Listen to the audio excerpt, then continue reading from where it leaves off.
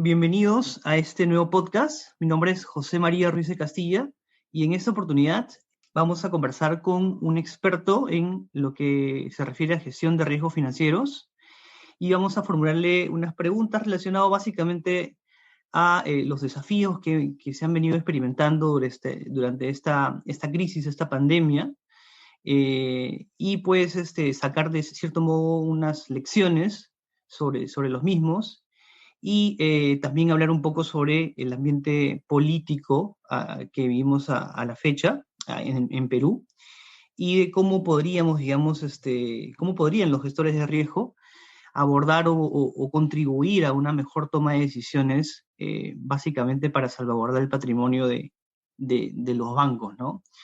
Entonces, bueno, el experto que tenemos el día de hoy, que hemos invitado, es Luis Cachay, como seguramente algunos ya los conocen. Luis es presidente del Comité Estratégico de Gestión Integral de Riesgos de Asbank y a su vez es gerente principal de Gestión Integral de Riesgos de Scotiabank Perú. Luis, ¿cómo estás? Buenos días. Hola José María, qué gusto saludarte. Buen día para ti también. Estamos aquí a disposición para las preguntas y las conversaciones que podamos abordar en este momento. Perfecto.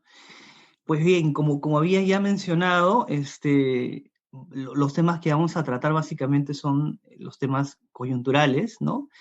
Eh, ¿Cuáles crees tú que consideras que han sido los principales desafíos que han venido enfrentando los gestores de riesgo y las lecciones, de ser posible, que podemos sacar hasta el momento de esta Qué buena coyuntura? pregunta, qué buena pregunta José María, porque digamos que la coyuntura es lo que nos está abordando en este momento, ¿no? En este momento no podemos hablar más que de la pandemia y de los efectos de la pandemia, y estos efectos se exacerban con el ambiente político que tenemos internamente.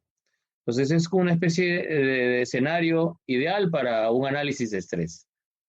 Y creo que si nos ponemos a pensar en las incertidumbres políticas que teníamos desde el año 2015, 2016, con los problemas de la vacancia de Kuczynski y los otros problemas políticos que teníamos antes, o incluso las elecciones de Estados Unidos, o el conflicto geopolítico de Estados Unidos-China, digamos, lo que tenemos ahora sobrepasa en términos de incertidumbre y volatilidad lo que teníamos en esa época. Entonces, lo primero es que hay que entender eso, ¿no? Que los análisis de estrés que hicimos antes no han tenido la capacidad para cubrir este tipo de volatilidad, ¿no? Es una de las cosas que creo que se convierten en reto, el aprender de estos movimientos de forma diferente a como lo hicimos antes.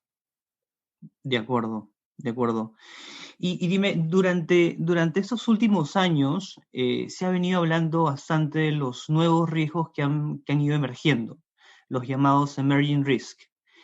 ¿Cuáles crees que son los más relevantes para el sistema financiero peruano, dado que, digamos, vemos casi a diario en distintos documentos que van sacando, no sé, por ejemplo, GARP, por ejemplo, he visto CFA también, y otras publicaciones que van sacando estos nuevos riesgos, esos emerging risks, y cada vez se hacen más notorios, más relevantes a nivel global. No sé si también es relevante a nivel LATAM, y quería saber tu punto de vista a nivel Perú, al nivel del sistema financiero peruano, si podríamos considerar alguno de ellos como relevante o que podría tener impacto para nosotros, ¿no? Claro que sí, sí, justamente relacionado con mi anterior respuesta que tiene que ver con los análisis de estrés, ¿no? Los eventos de cola o los escenarios de los modelos de colas anchas, justamente se alimentan de situaciones en las que de manera recurrente encontramos pérdidas extremas o en general movimientos extremos, sean de pérdida o de ganancia. Y en el caso del Perú había ya una recurrencia de eventos políticos que se daban cada 5 años. Y claro, sabemos que Perú, articulado con el mundo, también mostraba señales de perturbación cuando había eventos globales, tipo movimientos de tasa de la Fed o escenarios geopolíticos de conflicto entre Estados Unidos con Asia o cuando había algún evento en Europa, ¿no? Ya esos por sí mismos constituían eventos que influían sobre resultados extremos en nuestras distribuciones, sean en mercados, por ejemplo, mercados de metales, que influyen directamente sobre nuestro patrimonio y por tanto la percepción del tipo de cambio, por ejemplo, o también sobre nuestras acciones directamente, ¿no? Entonces, estos modelos que analizan los eventos de extremos, podemos hablar, por ejemplo, del EVT, ¿no? de Extreme Value Theory, sí se concentran en modelar la cola. Aquí hay una discusión respecto de si estos eventos, al ser tan escasos, podrían constituir parte de un modelo que nos sirva para tomar decisiones en situaciones normales, ¿no? Probablemente para situaciones de estrés den una idea un poquito más precisa de hacia dónde pueden dispararse los indicadores si es que eventos de este tipo suceden. Lo que sucede es que los eventos justamente extremos suceden con una frecuencia muy pequeña como para constituir parte de las decisiones normales. Y por otro lado está también que los agentes decisores tienen que acostumbrarse al uso de estos indicadores. Es decir, como gestores de riesgos, nuestra labor no solamente está en calcular los indicadores, sea con los modelos convencionales o con los modelos que analizan las colas, tipo Extreme Value Theory, o tipo lo que ha sacado Basilea, como el VAR condicional, que apuntan a analizar el comportamiento de la cola de una distribución, sino también nos toca evangelizar en la toma de decisiones de gestión utilizando estos nuevos indicadores, ¿no? De En acuerdo. situaciones como estos, por ejemplo, en lo que hay efectos políticos que influyen de manera sucesiva sobre la volatilidad del tipo de cambio, vale la pena decir qué decisiones sería bueno tomar, ya no como si estuviéramos en un escenario normal, sino en un escenario de estrés. Y aquí surgen conceptos como el take profit, como el stop loss, ¿no? Que de alguna manera fueron siendo dejando de lado a lo largo de los años ya más recientes, ¿no? Y dime, ¿consideras que el Enterprise Risk Management, que digamos, se está haciendo más relevante dado este contexto? ¿O es, digamos, una tarea todavía de mejora continua? No sé. ¿Cómo lo ves tú?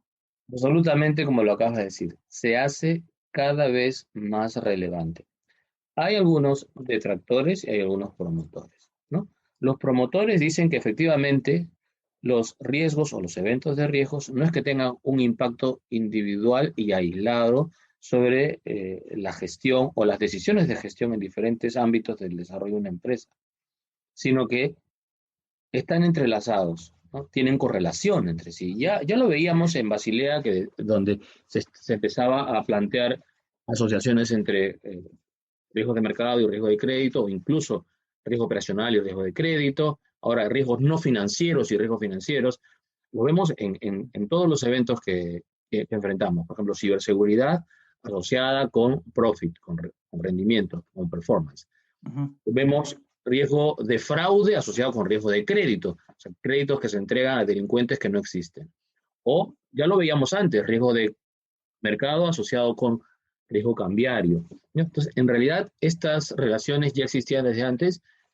Un concepto más amplio es el ERM, Enterprise Risk Management, que trata de ubicarse en una posición mucho más global, más general, y buscar estas relaciones y una gestión conjunta, una gestión con una perspectiva integral de todos esos eventos. Entonces, sí se hacen más relevantes. ¿Qué dice un detractor?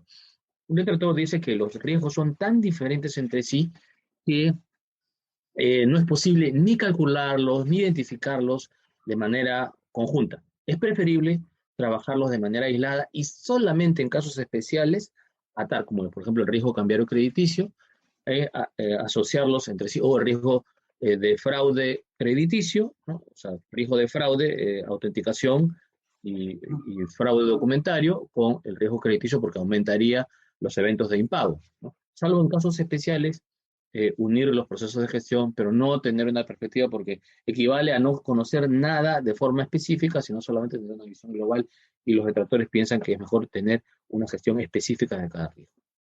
De acuerdo, perfecto.